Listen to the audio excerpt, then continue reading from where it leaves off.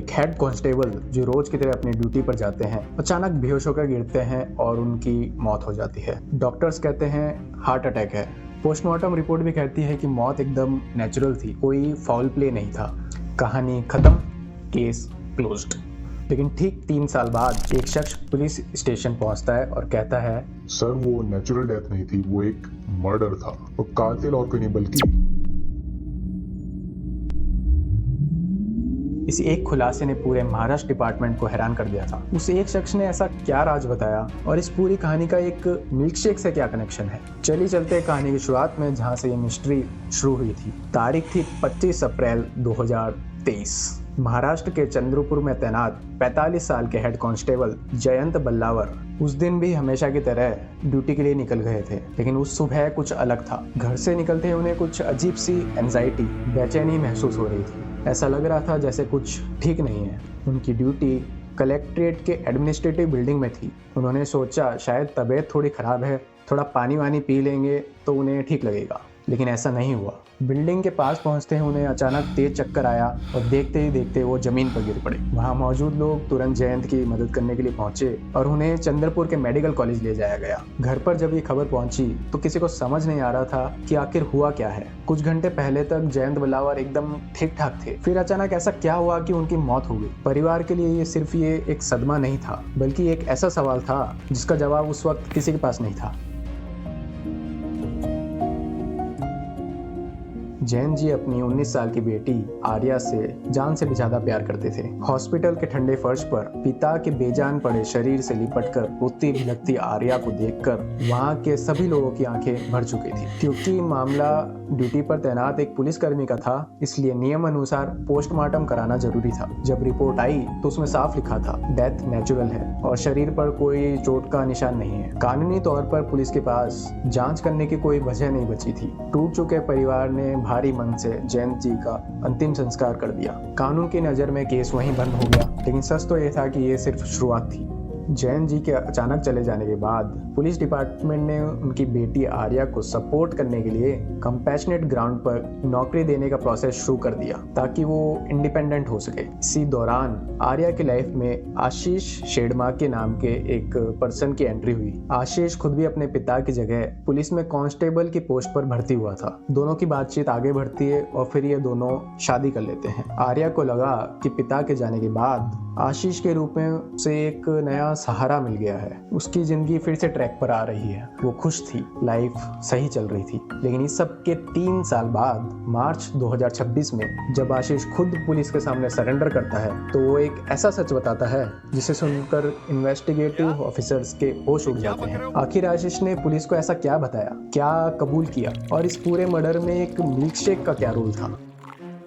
Police station के कमरे में बैठा आशीष शेडमाके जो बता रहा था वो सिर्फ एक क्राइम की कहानी नहीं थी। उसके हर शब्द के साथ एक ऐसा राज सामने आ रहा था जो पूरे 3 साल तक अंधेरे में छिपा रहा। उसकी जुबान से निकली बातें पुलिस को वापस ले जाती है 25 अप्रैल 2023 की उस सुबह में। जयंत जी ड्यूटी पर जाने की तैयारी कर रहे थे। घर से रवाना होने से पहले जयंत जी और आर्या के बीच में कुछ बातचीत होती है और फिर आर्या उन्हें एक मिल्क शेक देती है। जयंत जी वो शेक पीते हैं और फिर ड्यूटी के लिए निकल जाते हैं। लेकिन 3 साल बाद आशीष शेडमाके ने जो खुलासा किया उसने पूरी कहानी बदल दी। उसके मुताबिक उस सुबह जयंत जी ने जो मिल्कशेक पिया था वही उनकी मौत की वजह बना था, क्योंकि उसमें जहर मिलाया गया था। आशीष के खुलासे ने इस केस को एक साधारण मौत से सीधे एक खौफनाक मर्डर में बदल दिया। उसने दावा किया कि जयंत जी की मौत के पीछे कोई दुश्मन या कोई भारी इंसान नहीं था। आरोप था उनकी अपनी 19 साल की बेटी आर्या पर। वही आर्या जो अपने पिता के जाने के बाद परिवार के साथ सदमे में दिखाई दी थी। वही आर्या जिसने उनके अंतिम संस्कार के बाद सबसे ज्यादा आंसू बहाए थे। अगर आशीष की बात सच थी तो इसका मतलब था कि जयंत जी अपनी जिंदगी के आखिरी पलों तक एक भयानक सच्चाई से अनजान रहे। जिस बेटी को उन्होंने प्यार से पाला, जिस पर आंख बंद करके भरोसा किया, उसी पर उनकी मौत की साजिश रचने का आरोप था। लेकिन यहाँ कहानी और भी उलझ जाती है। आखिर एक 19 साल की लड़की ऐसा कदम क्यों उठाएगी? पिता और बेटी के रिश्ते में ऐसा क्या हुआ था कि बात सीधा मर्डर तक पहुंच गई? इस कहानी की जड़ें जयंत जी की मौत से काफी पहले तक जाती है। पिछले कुछ महीनों से जयंत जी को अपनी बेटी का बिहेवियर अलग लग रहा था। पहले जो लड़की अपनी फैमिली के साथ टाइम स्पेंड करती थी, अब उसका ज्यादातर टाइम मोबाइल स्क्रीन के पीछे गुजरने लगा था। स्टार्टिंग में उनको लगा कि ठीक है, टीनेज है तो नॉर्मल है, और इन सबको इग्नोर कर दिया। लेकिन एक दिन कुछ ऐसा हुआ जिसने उनकी चिंता और बढ़ा दी। उन्होंने आर्या को एक लड़के के साथ देखा और यहीं से उनके मन में कई क्वेश्चंस आने लगे थे। एक कांस्टेबल होने के नाते जयंत जी अपने करियर में ऐसे कई मामले देखते रहते थे जहां गलत संगति और गलत फैसलों के कारण लोगों की जिंदगी बर्बाद हो गई थी। शायद इसी वजह से वो अपनी बेटी को लेकर जरूरत से ज्यादा प्रोटेक्टिव हो गए थे। वो आर्या क्या करती है, किससे मिलती है, इन चीजों पर नजर रखना शुरू कर देते हैं और आर्या पर कई सारी रेस्ट्रिक्शंस लगा देते हैं। जयंत जी जिस चीज को अपनी बेटी की भलाई समझ रहे थे, आर्या उसे अपनी आजादी पर लगाई गई बंदिशों की तरह देखने लगी थी। बचपन से उसकी हर बात मानी गई थी, जो चाहा वो मिला। शायद यही वजह थी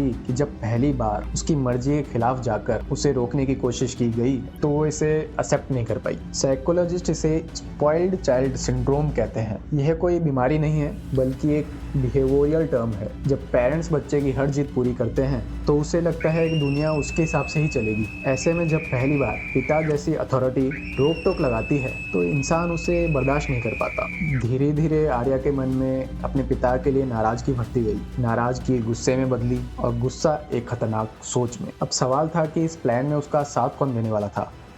आशीष शेडमाके, वही शख्स जिससे आर्या रिलेशनशिप में थी, वही शख्स जो आगे चल के उसका पति बना, और वही शख्स जिसने 3 साल बाद पुलिस के सामने पूरी कहानी खोल कर रख दी थी। कॉन्फेशन के मुताबिक आर्या की मांग बिल्कुल साफ थी। उसे ऐसा जहर चाहिए था जिसका असर किसी बीमारी जैसा लगे, ताकि डॉक्टर और परिवार यही समझे कि डेथ नेचुरल रीजन से हुई थी। इस काम के लिए आशीष अपने 13-14 साल के कजिन से बात करता है जो भद्रावती में रहता था। कम एज होने के बावजूद उसकी संगति कुछ गलत लोगों के साथ थी। उसी के जरिए आशीष की मुलाकात मोंटी उर्फ चैतन्य से हुई। अकॉर्डिंग टू पुलिस, मोंटी ने करीब 5,000 रुपए लेकर आशीष को ये जहर दिया था। बाद में यही जहर उस मिल्कशेक तक पहुंचा जिसे आर्या ने अपने पिता को दिया था। लेकिन इन्वेस्टिगेशन में सामने आई कहानी सिर्फ एक लव अफेयर या घर के रेस्ट्रिक्शंस तक सीमित नहीं थी। पुलिस के मुताबिक इस पूरे मामले के पीछे एक और मकसद भी था, सरकारी नौकरी।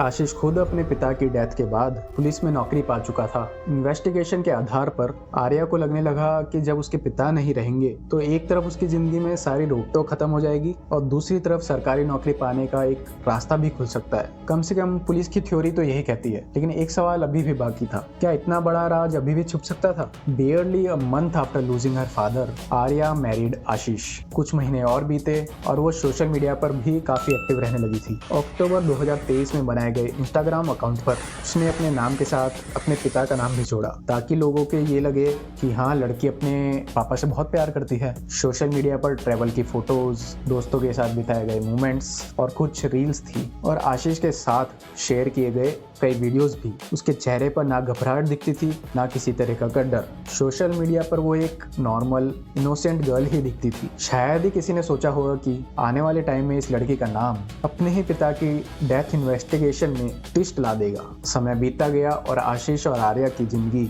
अपने अपने तरीके से आगे बढ़ती गई। बीच बीच में रिश्ते में कई परेशानियां भी आई, लेकिन किसी तरह चीजें चलती रही। फिर आया साल 2025, जिस चीज के लिए आर्या इतने टाइम से इंतजार कर रही थी, आखिर वो दिन भी आ ही गया। उसकी पुलिस ट्रेनिंग शुरू हो चुकी थी। ऐसा लग रहा था कि जो उसने चाहा धीरे धीरे हासिल कर लिया था। लेकिन दूसरी तरफ आशीष की जिंदगी पूरी उल्टी डायरेक्शन में जा रही थी। 2025 के आखिरी तक पुलिस डिपार्टमेंट में ड्यूटी के दौरान मिसकंडक्ट और इनडिसिप्लिन के आरोपों की वजह से आशीष पर कार्रवाई हुई। पहले उसे सस्पेंड किया गया और बाद में उसकी नौकरी भी चली गई। और यहीं से इस कहानी में एक नया मोड़ आया। अब हालात पहले जैसे नहीं थे। एक तरफ आर्या थी जिसके पास वर्दी थी, ट्रेनिंग थी, एक सिक्योर फ्यूचर था, और दूसरी तरफ आशीष था जिसने अपनी नौकरी खो दी थी और जिसकी जिंदगी बिखरती जा रही थी। आखिर वो कौन सी बात थी जिसने आशीष को पुलिस स्टेशन तक पहुंचा दिया था? क्यों उसने 3 साल तक छुपे उस राज को खुद सबके सामने लाकर रख दिया था? और सबसे बड़ा सवाल, क्या ये कॉन्फेशन पछतावे का नतीजा था या फिर किसी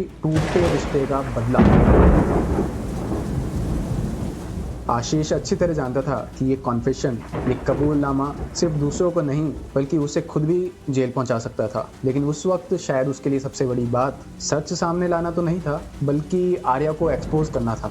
24 मार्च 2026 को अपनी ट्रेनिंग पूरी होने की खुशी में आर्या ने एक पोस्ट सोशल मीडिया पर शेयर की। सब कुछ उसके लिए परफेक्ट दिखाई दे रहा था, लेकिन सिर्फ 3 दिन बाद पूरी तस्वीर बदल गई। 28 मार्च 2026 को रामनगर पुलिस ने कार्रवाई करते हुए आर्या, आशीष का कजिन और मॉन्टी उर्फ चैतन्य को भी अरेस्ट किया। अब इसने क्या किया? इस मामले में क्योंकि आशीष का कजिन माइनर था, इसलिए उसे जुवेनाइल कस्टडी में भेजा गया। एक तरफ आर्या वर्दी पहनने की तैयारी कर रही थी और दूसरी तरफ पुलिस उसी पर हथकड़े लगाने की तैयारी कर रही थी। सिर्फ 3 दिनों के अंदर उसकी जिंदगी ने ऐसा यू टर्न लिया जिसकी शायद उसने कभी कल्पना भी नहीं की होगी। लेकिन यहाँ एक बड़ा सवाल पुलिस सिस्टम पर भी उठता है, आखिर पोस्टमार्टम में ये पॉइजन क्यों नहीं मिला था? आज तक पुलिस ने ये पब्लिक नहीं किया है कि इस्तेमाल किया गया जहर कौन सा था। और पूरी टाइमलाइन देखें तो शुरुआती इन्वेस्टिगेशन में एक बड़ी नेग्लिजेंस सामने आती है। शुरुआत में पोस्टमार्टम में कोई साफ क्लू नहीं मिला था, लेकिन एक्सपर्ट्स का मानना है कि अगर विसरल सैंपल्स को सही तरीके से प्रिजर्व करके टाइम पर फॉरेंसिक लैब भेजा जाता तो तस्वीर कुछ और होती, क्योंकि आमतौर पर जहर तब डिटेक्ट नहीं हो पाता जब बॉडी काफी हद तक डिकम्पोज हो चुकी हो, सैंपल्स भेजने में बहुत ज्यादा देरी हुई हो या मरीज बहुत समय से हॉस्पिटल में एडमिट रहा हो। लेकिन इस मामले में ऐसी कोई कंडीशन नहीं थी। यह मामला सिर्फ एक मर्डर की कहानी नहीं है। सबसे चौंकाने वाली बात यह है कि आरोपी एक बेटी है और शिकार उसका खुद का पिता। क्रिमिनल साइकोलॉजी में ऐसे मामलों को अक्सर इस नजरिए से देखा जाता है कि आखिर कोई इंसान उस शख्स की जान कैसे ले सकता है जिससे उसका सबसे करीबी रिश्ता हो।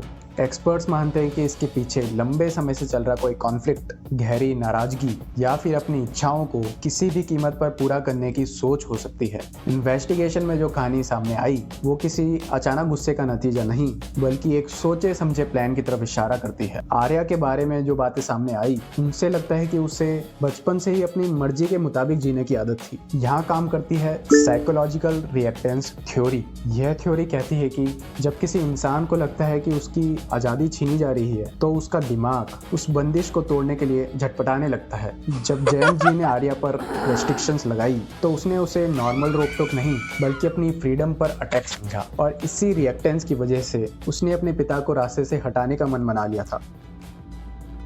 और शायद इस कहानी का सबसे इमोशनल पहलू भी यही है। जिस रिश्ते को बातचीत और समझदारी से संभाला जा सकता था वो एक ऐसे डार्क रास्ते पे चला गया जहां से यू टर्न लेना नामुमकिन था। इस केस का सबसे बड़ा सबक यही है कि जब लालच, गुस्सा और ईगो एक साथ मिलते हैं तब तबाही किसी एक इंसान के नहीं बल्कि पूरे परिवार की होती है। इस पूरे मामले में आपकी क्या राय है? कमेंट्स में जरूर बताएं। अगर आपको वीडियो पसंद आई हो तो इसको लाइक करें और चैनल को सब्सक्राइब करें। Thanks for watching.